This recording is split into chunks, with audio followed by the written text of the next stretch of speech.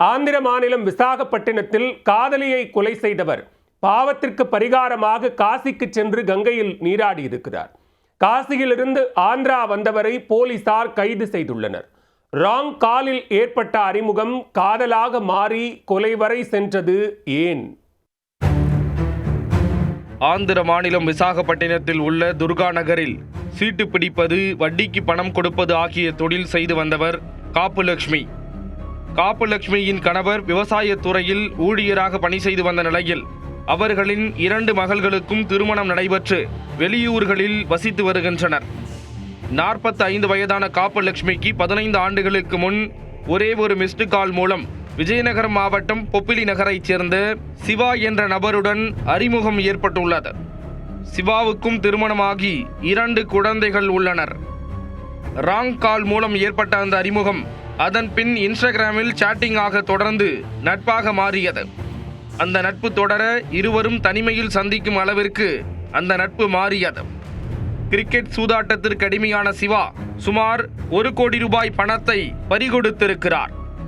இந்த நிலையில் சீட்டு பிடித்து வட்டி வியாபார தொழில் நடத்தும் லட்சுமியுடன் கிடைத்த தொடர்பை பயன்படுத்தி அவரிடம் இருந்து அடிக்கடி பணம் வாங்கி அந்த பணத்தையும் கிரிக்கெட் சூதாட்டத்தில் பறிகொடுத்திருக்கிறார்.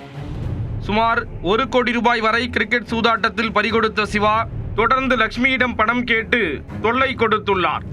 ஒரு கட்டத்தில் என்னால் உனக்கு பணம் கொடுக்க முடியாது என்று லட்சுமி கராராக கூறியுள்ளார்.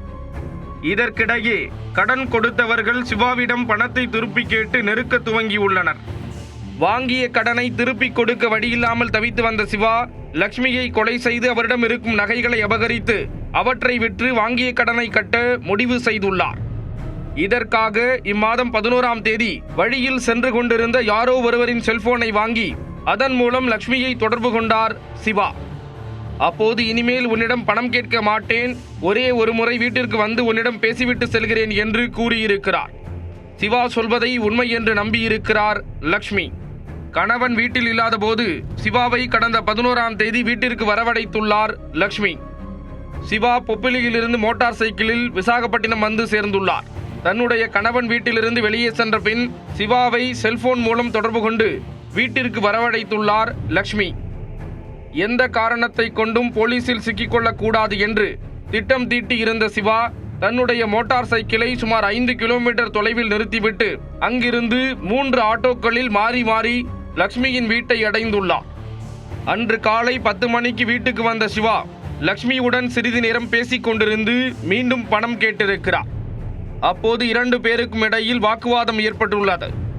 லட்சுமி கழுத்தை நெரித்து கொலை செய்த சிவா லட்சுமி அணிந்திருந்த 5 சவரன் தங்க நகைகள், வீட்டில் வைக்கப்பட்டிருந்த 5 லட்சம் ரூபாய் பணம் ஆகியவற்றை எடுத்துக்கொண்டு தப்பிச் சென்று விட்டார்.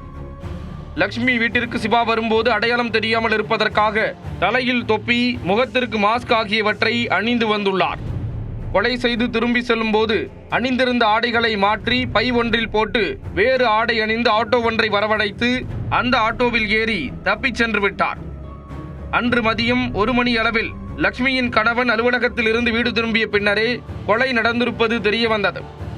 போலீசார் விரைந்து சென்று லட்சுமியின் உடலை கைப்பற்றி விசாகப்பட்டினம் அரசு மருத்துவமனைக்கு அனுப்பி வைத்து வழக்கு பதிந்து விசாரணை நடத்தினர்.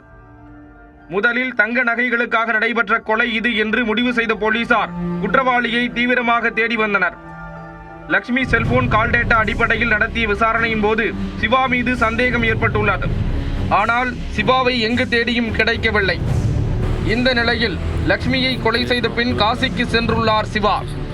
லட்சுமியை கொலை செய்ததால் ஏற்பட்ட பாவத்தை போக்க கங்கையில் நீராடி சிறப்பு பூஜைகள் செய்து காசி விஸ்வநாதரை தரிசித்து ஆந்திரா திரும்பியிருக்கிறார்.